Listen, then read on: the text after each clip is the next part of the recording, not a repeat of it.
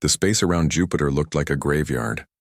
Broken pieces of human warships floated in the dark, their lights gone out forever.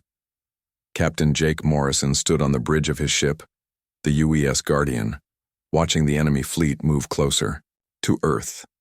His hands shook as he counted the alien ships. There were too many of them.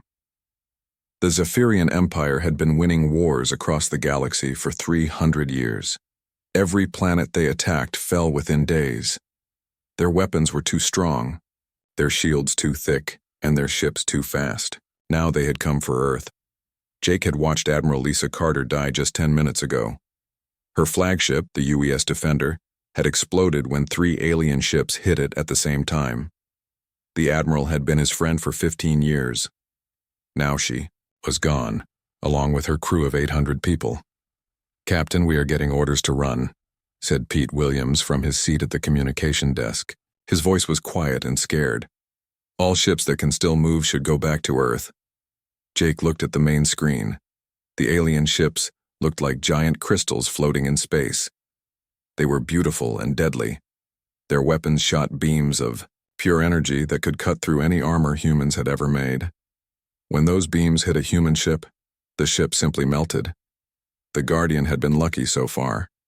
They had stayed behind the bigger ships and avoided most of the fighting. But luck would not save them much longer. The aliens were moving toward Earth now, and nothing was stopping them. "How many ships do we have left?" Jake asked his second-in-command, Commander Lisa Park. 12 ships out of 60, she said. "Most of them are damaged. The aliens lost maybe 3 ships total." Jake closed his eyes. 60 ships had been humanity's best hope. The Third Fleet had the newest weapons, the strongest shields, and the best crews in the Earth Defense Force. It had not mattered. The aliens had crushed them like bugs. On the screen, Jake could see Earth in the distance. His home world looked small and blue and helpless. Soon, alien troops would land on every continent. The government would surrender because they had no choice. Millions of people would become slaves to an empire that ruled half the galaxy. But Jake had an idea. It was a crazy idea, and it would probably get everyone killed. But doing nothing would definitely get everyone killed. "Pete, get me a secure line to Colonel Sam Barnes at Fort Liberty," Jake said. "Sir, that will take a few minutes to set up," Pete replied. "Do it fast, and Lisa, set course for Earth. Best speed." Commander Park looked surprised. "Sir, shouldn't we regroup with the other ships first?" "No time," Jake said. "The aliens think they have already won. They think we will surrender, because our space fleet is gone, but they do not know humans very well." Jake had served on the ground before becoming a ship captain. He had fought alongside Army Rangers and Marine Force recon teams. He knew something the aliens did not know. Human soldiers did not give up, just because the odds were bad. They got angry instead. The communication system beeped, and Pete looked up. "I have Colonel Barnes on the line, sir." "Sam, this is Jake Morrison," he said into the microphone. "I guess you heard about the fleet." "I heard," came Sam's voice through the speakers. "Bad news travels fast. The government is already talking about surrender terms. What do you think about that?" There was a pause. "I think politicians surrender. Soldiers fight." Jake smiled for the first time in hours. "That is what I was hoping you would say. How many of your people are ready to go underground?" "All of them," Sam said without hesitation. "We have been preparing for this possibility for months. Weapons, supplies, safe houses. We can disappear into the mountains and forest before the aliens even land." "Good. Because I think the aliens are about to learn something new about humans." The alien fleet was moving past Jupiter now, heading straight for Earth. Their formation was perfect, their ships undamaged. They had won the space battle without breaking a sweat. Soon they would demand Earth surrender, and the government would probably give it to them. But governments were not the same thing as people, and people were not the same thing as soldiers. Jake had studied the reports from other worlds the aliens had conquered.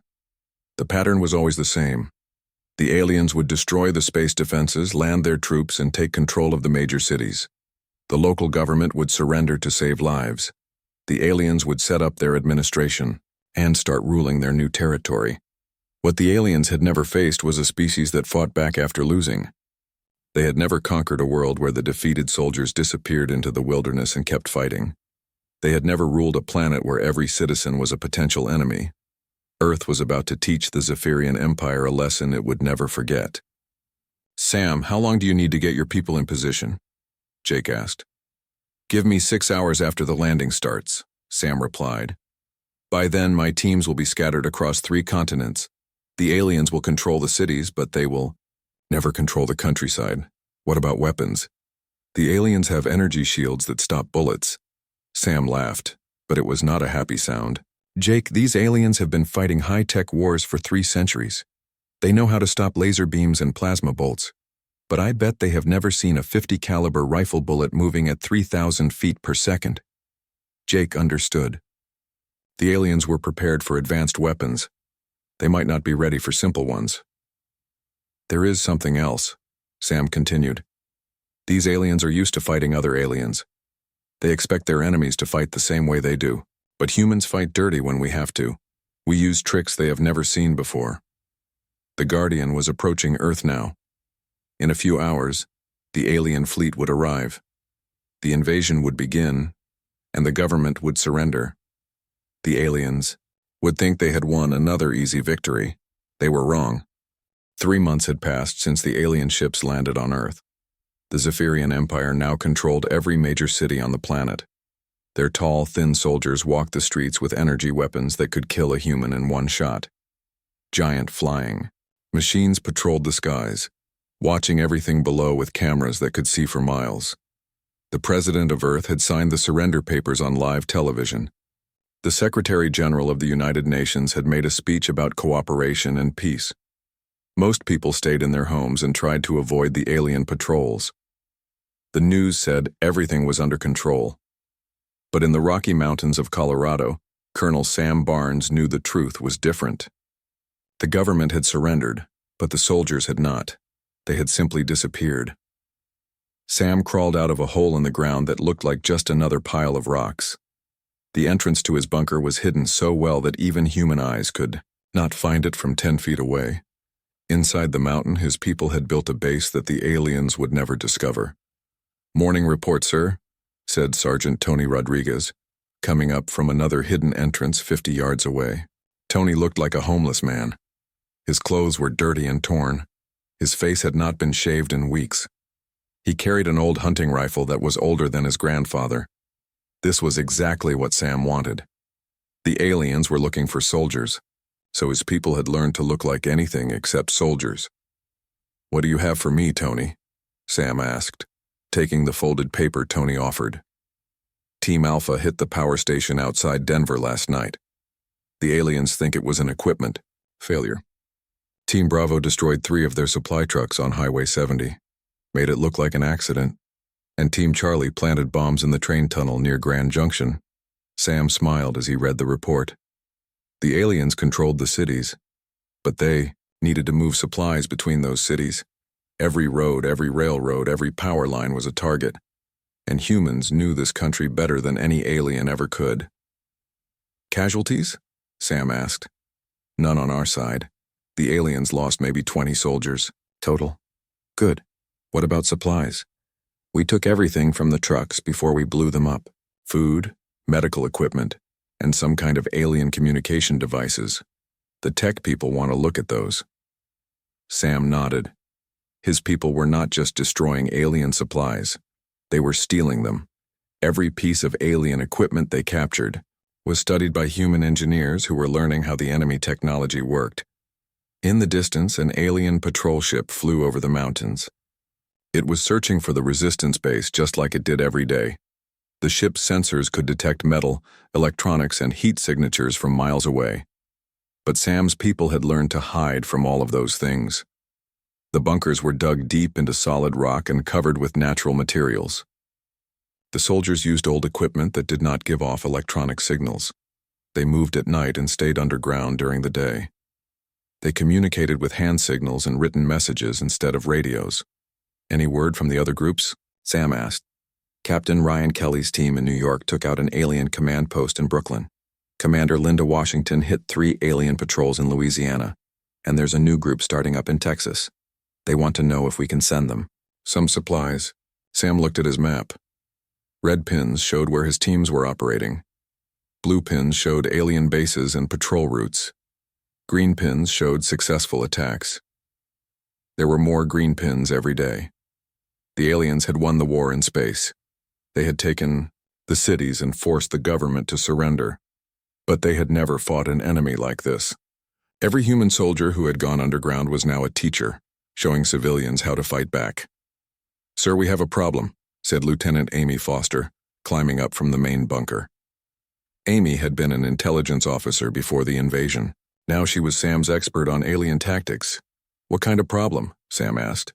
"The aliens are getting suspicious. Too many accidents, too many equipment failures. Governor Kelthera sent a message to all her commanders yesterday. She thinks Earth might have an active resistance." Sam had expected this. The aliens were not stupid. Sooner or later they would figure out that the technical failures were actually attacks. "How long do we have?" he asked. "Maybe a week before they start searching seriously. They are bringing in more troops and better sensors." Sam thought about this. More alien troops meant more targets. Better sensors meant his people would have to be more careful. But it also meant the aliens were scared. "Good," he said. "Fear makes people make mistakes." Tony looked confused. "How is that good, sir?" "Because scared enemies do stupid things. They will start using more patrols, bigger convoys, more equipment. All of that makes them easier targets." Amy smiled. "And the more troops they bring to Earth, the fewer troops they have to control their other planets." Sam had been thinking about this for weeks. The Zephyrian Empire controlled hundreds of worlds. They could not afford to keep huge armies on every planet. If they had to send more soldiers to Earth, they would have to take them from somewhere else. "Any word from Captain Morrison?" Sam asked. "Jake's ship is still hiding in the asteroid belt. He says the alien fleet is split up now. Half the ships are guarding Earth and half are patrolling the outer system. If we can cause enough trouble down here, they might have to bring in even more ships." Sam looked at the map again. The aliens thought they had won because they controlled the big cities and the government. But wars were not won by controlling cities. Wars were won by breaking the enemy's will to fight. The Zephyrian Empire had never lost a war. They had conquered planet after planet for 300 years. Every species they had fought had eventually given up and accepted alien rule. But they had never fought humans before. They did not understand that humans got more dangerous when they were losing. They did not know that human soldiers would rather die fighting than live as slaves. In bunkers and caves and hidden bases across the planet, human soldiers were preparing for a long war. They had lost the first battle, but the war was just beginning. And this time, the aliens were going to learn what happened when they picked a fight with the wrong species. Governor Kelthera stood in her command center in what used to be the United Nations building in New York. The large screens around her showed maps of Earth with red dots marking every incident in the past week. There were too many red dots. "Explain this to me again," she said to her military commander, General Vorthak.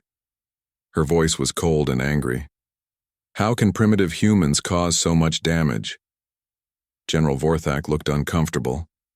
In 300 years of conquest, he had never seen a report like this. "The incidents appear random, Governor. Power failures, transportation accidents, equipment malfunctions. But the pattern suggests coordinated attacks. Coordinated by whom? We destroyed their military. We captured their leaders, their government. Surrendered. Yes, Governor. But it seems some of their soldiers never stopped fighting." Kelthera turned to look at the screens again.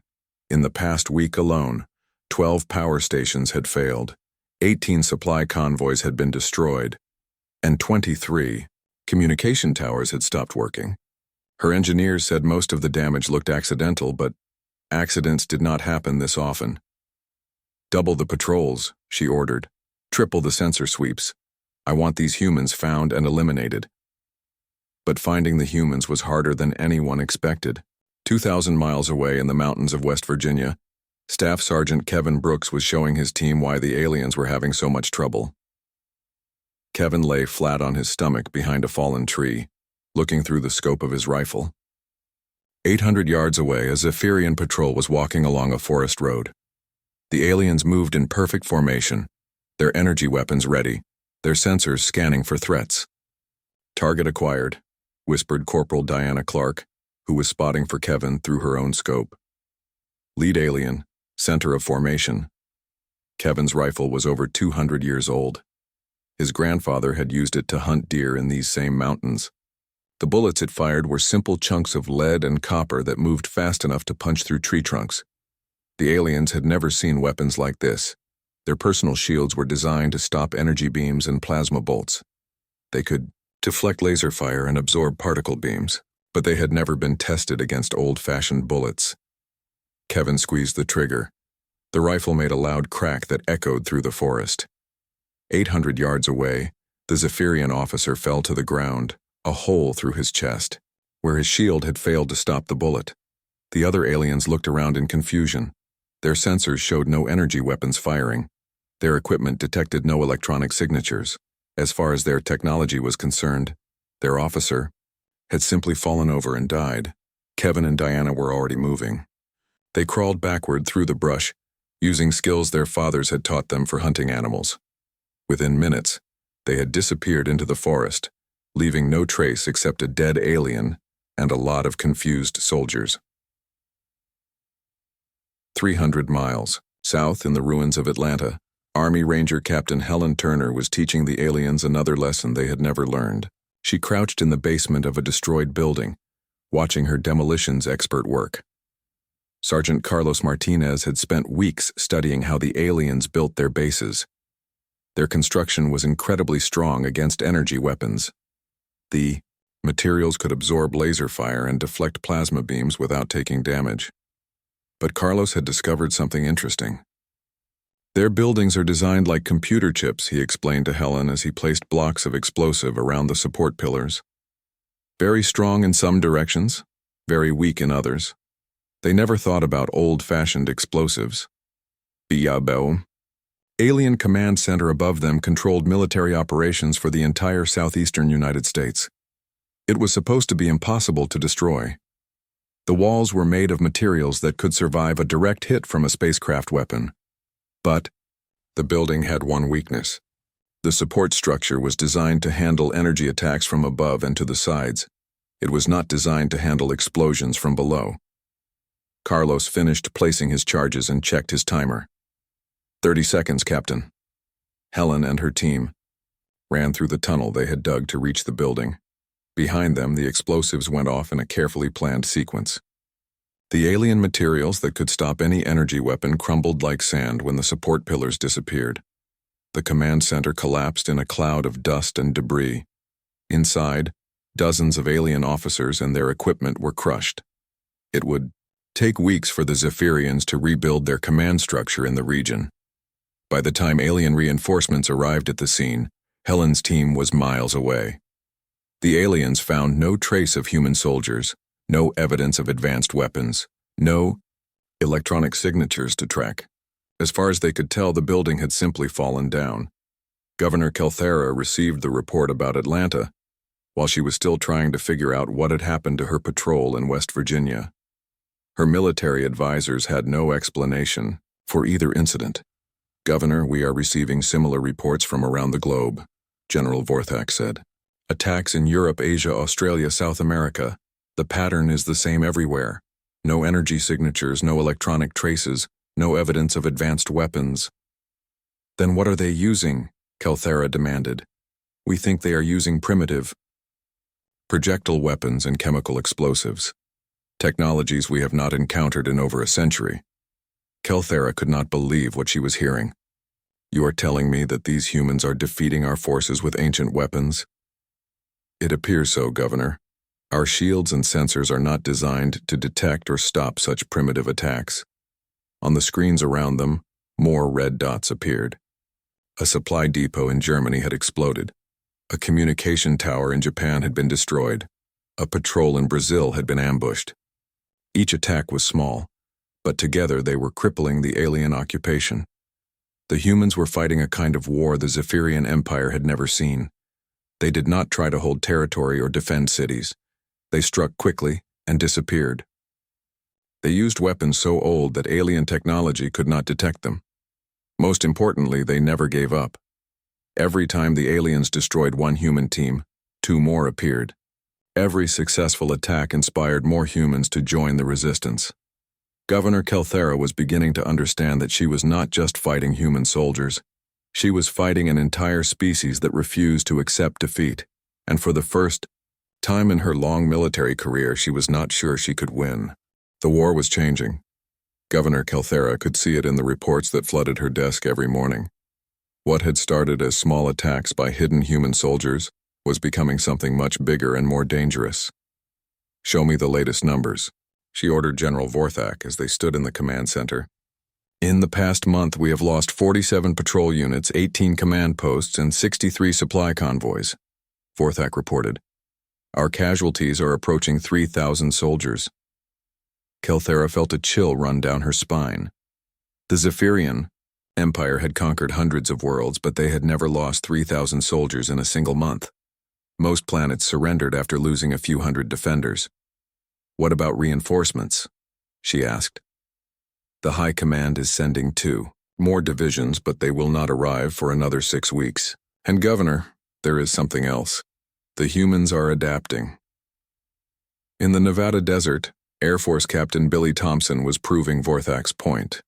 Billy had been an engineer before the war, and 6 months of fighting aliens had taught him how their technology worked. More importantly, it had taught him how to break it. "Range to target?" Billy asked Technical Sergeant Nancy Parker, who was tracking an alien transport ship through a telescope. 4 miles in closing," Nancy replied. "Altitude about 500 feet, speed steady." Billy looked at the weapon his team had built in an abandoned garage. It looked like a giant metal tube pointed at the sky, but it was actually a surface-to-air missile system made from spare parts and old rocket fuel. The aliens had never seen anything like it. "Fire," Billy ordered. The missile shot out of the tube with a roar of flame and smoke. It was not as fast as alien weapons, and it was not as accurate as alien missiles, but it was invisible to alien sensors because it used no advanced technology at all. The Zephyrian transport exploded in a ball of fire and fell from the sky. Inside were supplies meant for alien bases across the western United States. Now, those bases would have to wait for the next convoy. Billy's team was already packing up their equipment. In 20 minutes, they would be gone, leaving only a burned patch of desert and confused alien investigators who could not figure out what had destroyed their transport. But the biggest change in the war was happening in places like Detroit, where Marine Lieutenant Frank Davis was doing something that terrified the aliens more than any weapon. He was learning to use their own technology against them. Frank had always been good with electronics, and months of studying captured alien equipment had taught him something important. The aliens' advanced technology had a weakness that even they did not know about. Their whole system runs on quantum frequencies, Frank explained to his squad as they prepared for a night raid. But quantum systems are very sensitive. Hit them with enough electromagnetic interference, and they crash. Completely. The target was an alien supply depot that was supposed to be impossible to attack. The building was surrounded by energy shields that could stop any human weapon. Motion sensors watched every approach. Automated defense systems would kill any intruder in seconds. But all of that technology depended on the quantum communication system that connected everything together. And Frank had learned how to jam that system using equipment he had built from old radio parts. "Initiating interference pattern," Frank said into his radio as his team moved toward the depot. The effect was immediate and dramatic. The energy shields flickered and died. The motion sensors went dark. The automated weapons stopped moving. The aliens' advanced technology had been defeated by a device that looked like something from a garage sale. Frank's squad moved through the depot like ghosts, taking everything they could carry and planting explosives on the rest. By the time the aliens figured out what had happened, the humans were gone and the depot was in flames. But the most frightening development for the aliens was what happened when humans started combining their own tactics with captured alien weapons. Colonel Sam Barnes saw this firsthand when he met with Captain Ryan Kelly, who had just returned from a mission in New York. Sam, you need to see this, Ryan said, showing him a strange-looking rifle. We took this from a dead alien last week. My people have been figuring out how it works. The weapon was clearly Zephyrian, but it had been modified with human parts. The alien's plasma rifle now had a human-made scope, a human-made trigger mechanism, and a human-made power supply that was more reliable than the original. It fires plasma bolts just like the alien version, Ryan explained. But now it can fire, in full automatic mode, and it has 3 times the range. Plus, we can repair it with parts from a hardware store. Sam held the weapon and felt its weight. It was lighter than a human assault rifle, but more powerful than any weapon Earth had ever produced. In the hands of a human soldier, who had grown up hunting and fighting, it was devastating. How many of these do you have? Sam asked. 50 so far, but we're making more every day. We've also figured out how to modify their armor, their communication equipment, and their vehicles. Everything works better when humans fix it. The reports reaching Governor Kelthera confirmed her worst fears. The humans were not just fighting with primitive weapons anymore. They were stealing alien technology and improving it. They were taking the Empire's own advanced systems and making them more effective. Governor, we have a serious problem, General Vorthak said during their daily briefing. The humans are now better equipped than some of our own units. They have our weapons, our armor, and our vehicles. But they fight in ways we cannot predict or counter. Kelthera looked at the map of Earth. Red dots marked every successful human attack. There were hundreds of them now, scattered across every continent. The humans had gone from a defeated enemy to a growing threat that was spreading like a virus through the occupation forces. Request immediate reinforcements from the High Command, she ordered. Full battle fleet, 5 divisions of ground troops, and our best technology. We need to end this before it gets worse. But even as she gave the order, Kelthera knew it might already be too late. The humans had shown that they could adapt to any situation, overcome any disadvantage, and turn any defeat into a victory. They were not just fighting to survive. They were fighting to win. And for the first time in 300 years, the Zephyrian Empire was facing an enemy that might actually beat them. 1 year after the invasion began, Colonel Sam Barnes stood in what used to be Governor Kelthera's command center. The alien leader was gone, her forces scattered or destroyed. Human soldiers now controlled the building that had once been the heart of the occupation. Maps covered every wall, showing territories that had been freed from alien control. Red pins marked human victories. Blue pins showed remaining alien strongholds. There were many more red pins than blue ones now. Sam, this is Jake Morrison calling from orbit, came the voice through the communication system. I have news you are going to like. Sam picked up the microphone. His old friend had been hiding in space for a year, watching and waiting for the right moment to strike. What do you see up there, Jake? The alien fleet is pulling back. Half their ships left the system yesterday. The ones that are still here are staying close together, like they are scared of something. Sam smiled.